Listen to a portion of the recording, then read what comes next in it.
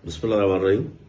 MPA Mohammad Aslam Abro PS1 Jacobabad PTI से मैं वहाँ से MPA बना और PTI में मैं हूँ, मगर कुछ बातें ऐसी हुई हैं जिससे मुझे हक पहुँचता है कि मैं वो बात करूँ, क्योंकि जो 2 टिकटें इन्होंने दी हैं वो मुझे उस पर बड़ा अफसोस हुआ है कि उन्होंने सीनियर आदमियों को छोड़ के, जो हमारे बहुत से सीनियर्स हैं जिन्होंने बहुत बड़े वोट उठाए, उनको वोट्स नहीं दिए।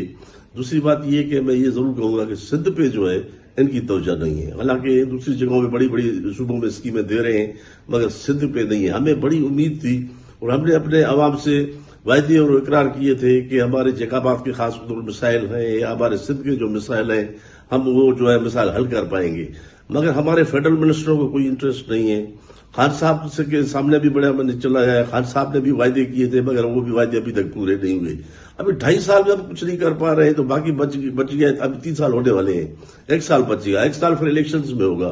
तो मैंने जो भी बातें की है पार्टी मफाद में की है, तो मेरा ज़मीर ये कहता है और मुझे एक हक है कि मैं अपना ज़मीर का फैसला करूं और मैं वोट इस पे, क्योंकि आइन इजाजत मुझे देता है कि मैं अपना वोट जो है अपने ज़मीर के मुताबिक मैं इस्तेमाल करूं, तो मैं ये वोट जो है इनको मैं नहीं दूंगा। बाकी रही जहां मुझे ज़मीर मुझे कहेगा मैं वहां वोट दूंगा। बाकी रही बात यह है कि मैं अपने शहर के लिए कुछ कर नहीं पा रहा हूं और मुझे बड़ा अफसोस होता है कि मैं अपने शहर के लिए 2.5 साल 3 साल में कुछ नहीं कर पाया। और मेरे शहर में बहुत बड़े मिसाइल हैं और अंदरूनी 23 डिस्ट्रिक्ट हैं, उनके भी मिसाइल हैं। अगर ये सिंध पे तवज्जो देते तो मेरे ख्याल में PTI को फायदा था।